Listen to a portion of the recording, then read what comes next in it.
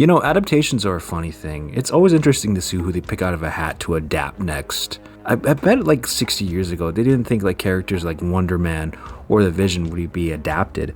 Now we get characters like Morbius having their own fucking film.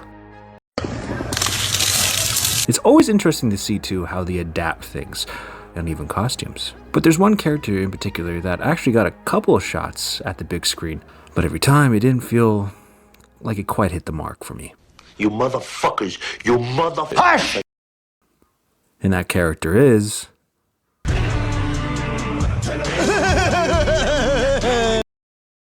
one of Spider-Man's more iconic films, and for a good reason. I mean, just look at the design. Like, you really don't need to know that much to appreciate what this character means in Spider-Man's Rogues Gallery. I mean, I know nowadays he really isn't a Spider-Man villain, but back then, just seeing this design go up against the webhead. Hell fucking yeah! As a kid, I was a big fan of Venom. I mean, how could you not be? But the funny thing was, I haven't even read a comic at that point. I was just familiar with the TV show and the video game portraying Venom. That design really just sucks you right in. It's just one of those crazy, kind of very simple designs. The white spider logo, those white Spider-Man eyes, but with a monstrous mouth. And sometimes drawn with a weird protruding tongue. Weird. Making him look like this dark, twisted version of the webhead. Sort of like his Bizarro in a way. But I like how he was portrayed in the video game and in the TV show. I mean, that's what got me hooked. In the TV show, he's played more seriously, but, you know, quipping here and there. But in the game, he's just one of those weird goofballs, but still a threat. Even though this doesn't help. Here it is, the records room. Surf the web, surf the web. Shut up, Brock. How about I throw you through a fucking wall? Also, being a fan of the Tobey Spider-Man films, I always wondered, when would Venom show up? I mean, you get a mention of Eddie in the first Spider-Man movie.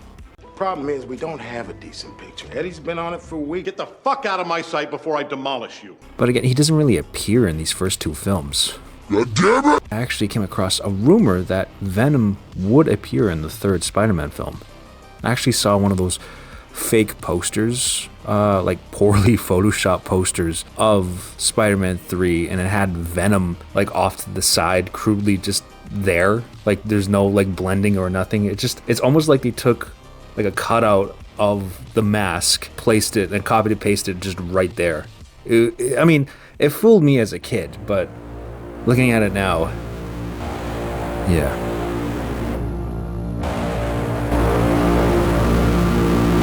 But still, finding out that Venom would appear in the third Spider-Man movie, I pissed my pants.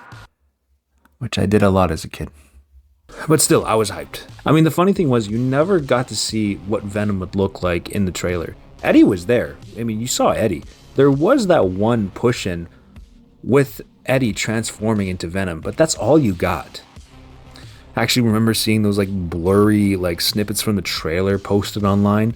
But oddly enough too, you would get a figure in the official Spider-Man 3 toy line, but for some reason he was colored purple.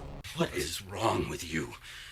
Why are you Purple, bitch! I think this might have been like a concept art error thing, but you know, who knows? He even has that fucking snout, which, if you know, doesn't appear in the film.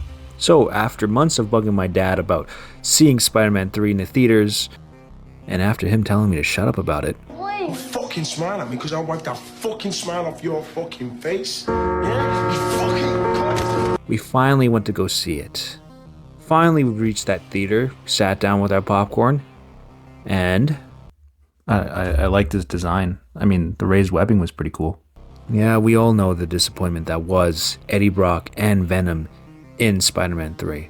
I'm not the first one to say it, but this dork as Eddie Brock, he doesn't even look like the ultimate version of Eddie Brock, let alone the mainline version. And his performance too. He's busy. Oh, no, I'm just here to talk to you, beautiful. What's that smell? Like, I kind of get what they were going for. He was sort of like the wormy version of Tobey's Spider-Man. Even kind of like casting someone who remotely looks like Tobey Maguire. The thing is, it just doesn't feel genuine to the character or really like they're even trying to attempt with it. Years later, it was actually found out that Sam Raimi didn't even want to use the character of Venom It was Avi Arad who was actually pushing for Sam to use this character in Spider-Man 3. And that can definitely be felt. Which is odd considering that Venom lends himself to a lot of horror-esque elements. I'm feeling hungry.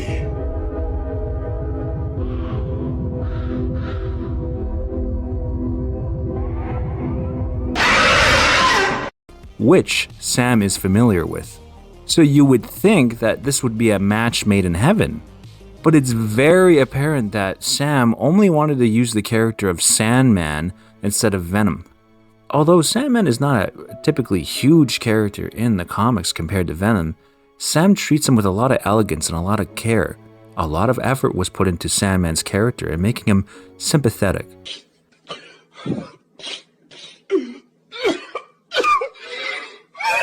For one I understand, Sandman was kind of just not a one-note character, but a pretty simple character. He was a bank robber that somehow got his hands on sand powers, I guess, and just became a Spider-Man villain. Though I don't know too much about his character. How? How are you always wherever I'm doing a job? What do you got, some kind of spider sense or something? That's funny you should say that. But in Spider-Man 3, he's a father trying to help his sick daughter. Like he says in the film, he's not a bad guy. He's just had bad luck. And actually, he has some really emotional scenes. To contrast to how Eddie and Venom are portrayed in this film, he's just a straight-up bland bad guy. Never wound what you can't kill. Get your ass the fuck out of here, yo! Then you sitting here posing like life is a fucking joke. Like shit sweet out here, man. Like, I have no sympathy for this jackass. I know more about what makes a good picture than any photographer in this town. See, photography, it's not just about, no offense, flagpoles, whatever.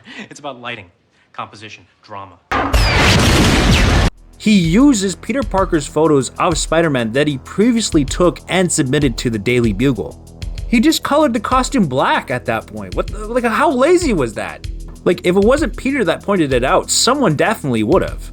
In the comics, this kind of played out a little bit differently. Back in the 80s, 85, 86, there was this event in the comics called the Sin Eater Saga, in which a serial killer was going around murdering people. He actually murdered one of Spider-Man's supporting characters around that time, Jean D. Wolfe. No one knew his identity until one day Eddie happens across this guy, Emil Gregg, who claimed that he was the Sin Eater. Eddie, thinking he got the story of a lifetime, went to the Daily Bugle or the Daily Globe, one of the two, and decided to run the story. But as it turned out, Emil Gregg was not the Sin Eater. It was actually a man by the name of Stanley Carter, who Spider-Man would later catch, thus discrediting Brock and ruining his reputation as a journalist. This pretty much ruins Brock's whole life, pretty much destroying his credibility, losing his job, his peers, feeling down on his luck, and at the end of his rope, decides to go to that famous church, and the rest is history. I mean, come to think of it, Eddie's been pretty sensitive. Which again, I mean, it is kind of similar to the comics. I mean, it was his fault. He didn't fact check whether or not Emil Gregg was or could be the Sin Eater. It turned out that Emil Gregg was like someone with psychosis and he was just kind of insane. Just a mentally disturbed person who really couldn't harm anybody at that point. It was his fault. I mean, he could have at least looked into it a little bit more instead of just running with the story. But there is a level of understanding that he thought that he got the right guy and thought he could do the right thing by putting him away. He thinks that he got the story of a lifetime with Emil Gregg confessing to being the Sin Eater, and he tries to run with the story. He got it wrong, and of course he's going to feel defeated. Right there is sympathy for that character. I feel emotionally attached to him at this point. It is his fault, but it is an empathetic mistake. I think we've all been there where we thought we knew something and then we just got it wrong. It's pointed out and now we feel like the fool. That's miles better than this fucking jagoff. Eddie's so dedicated for his revenge on Spider-Man that he takes up bodybuilding so he could just be in peak shape to face Spider-Man. Even though the symbiote already enhances your strength as it is, he really just wants to get back at Spider-Man for what he did. Even though it is Eddie's mistake. That right there is totally understandable.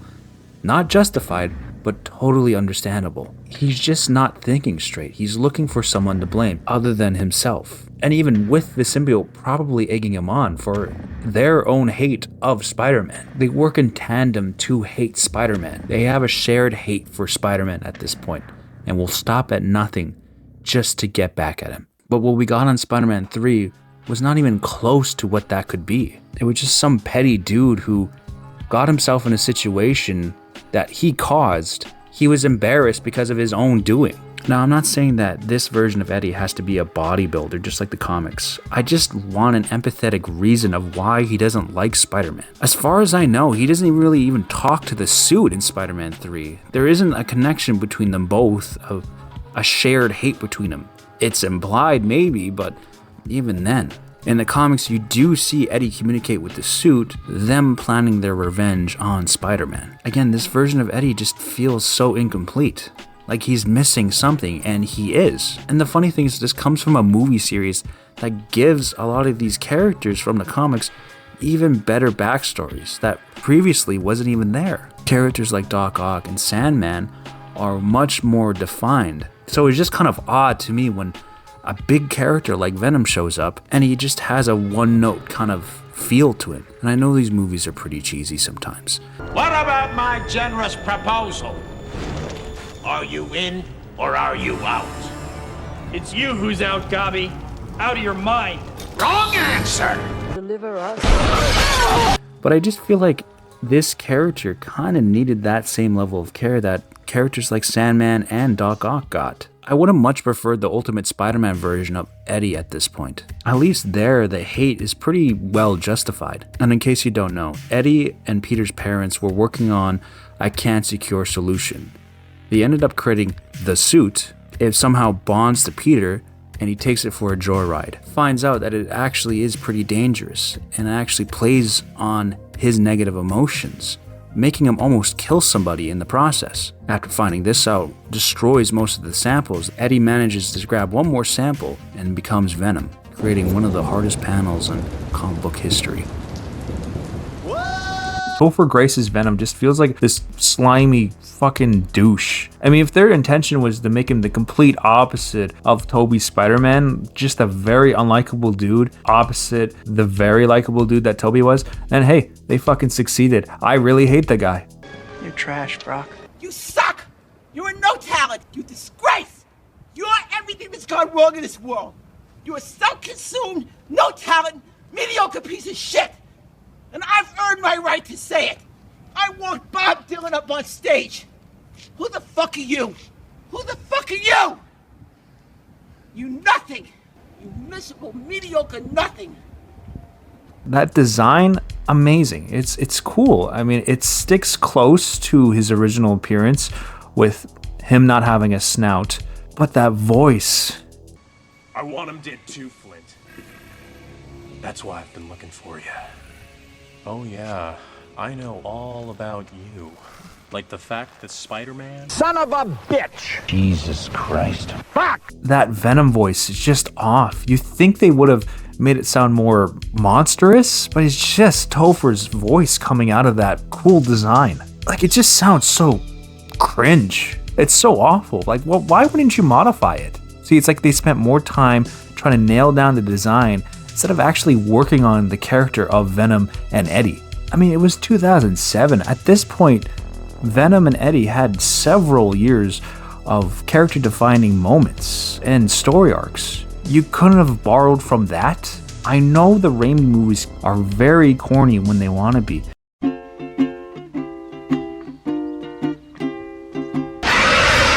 But again, for such a big character like Venom, wouldn't you think they would be taking their time with developing such a major character from the comics? But after dying in his first appearance, rumors started to fill the internet with a Venom solo movie. Even through the Amazing Spider-Man series, it wasn't until that the MCU got a hold of Spider-Man that Sony was finally able to make that Venom movie. And with Tom Hardy. I mean, the casting of Tom Hardy sounds fucking great. I mean, he definitely fits that look. And I bet just like you, when you first heard about Tom Hardy as Venom, you thought the film would have maybe a darker tone or a rated R kind of feel to it. Oh, how wrong I was. I remember seeing that first teaser and my reaction was...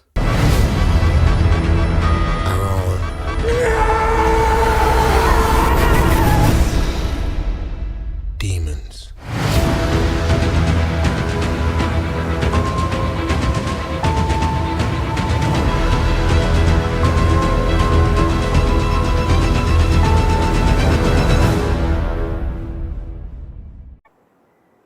What the hell was that? But I was hopeful. And after one screening later...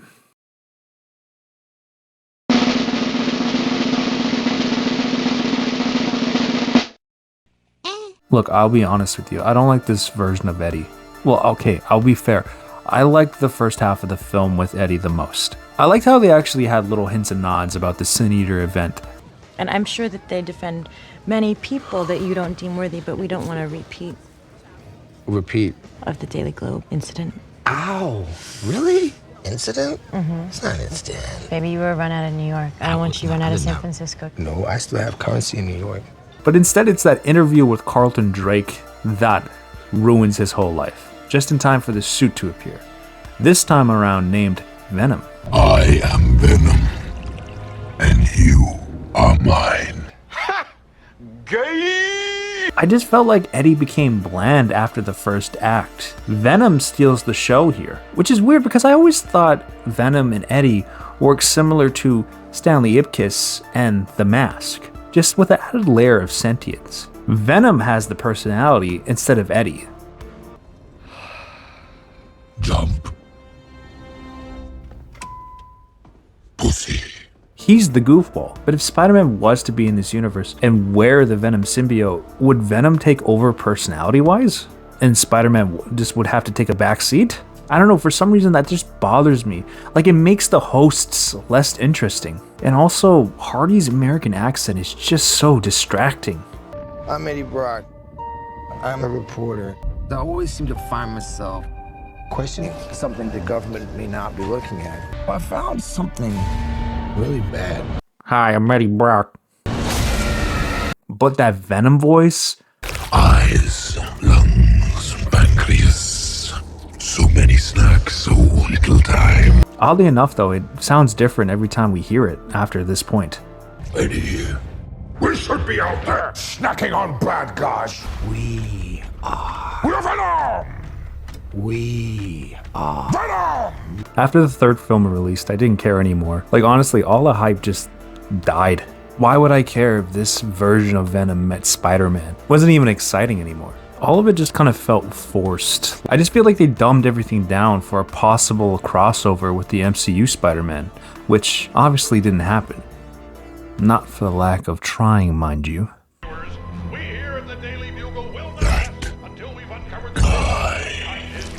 It just left me wanting more. But there still is one live-action adaptation of Venom and Eddie. In 2013, there was a short that was released onto YouTube. It was titled Truth in Journalism. The short was in the style of a mockumentary. It's in black and white, and we follow a French crew following and interviewing Eddie Brock. The short was heavily inspired by a 1992 film, Man Bites Dog, where we follow a serial killer and what his day-to-day is like.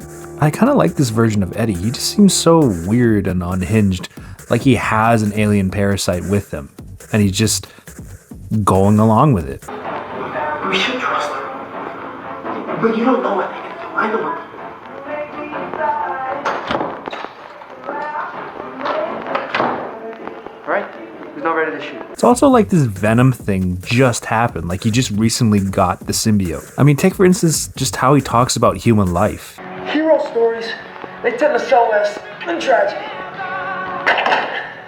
And don't get me wrong, I value life and all that, but I also got a job to do. It sticks pretty close to the comics, all things considering. I'm pretty sure just like the Dirty Laundry short that was released around the same time, that these are unlicensed Marvel shorts, so they don't have really permission to do certain things, like how Spider-Man isn't really named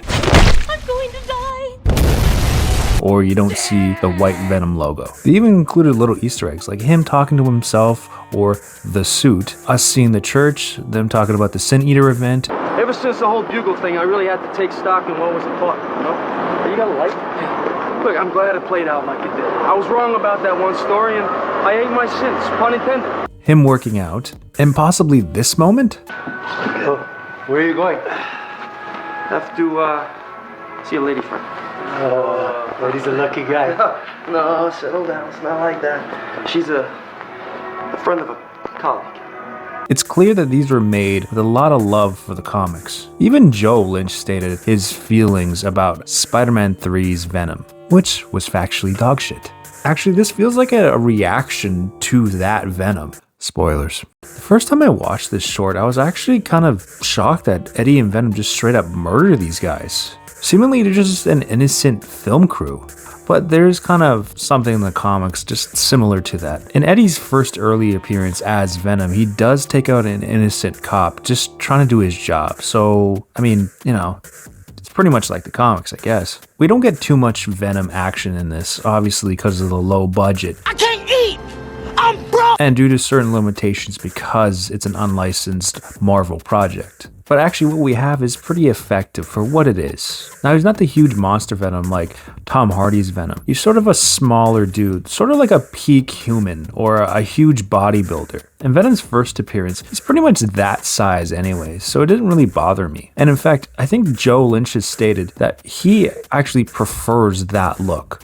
And actually, I'm pretty sure Derek Myers, the actor for Jason, portrays this version of Venom.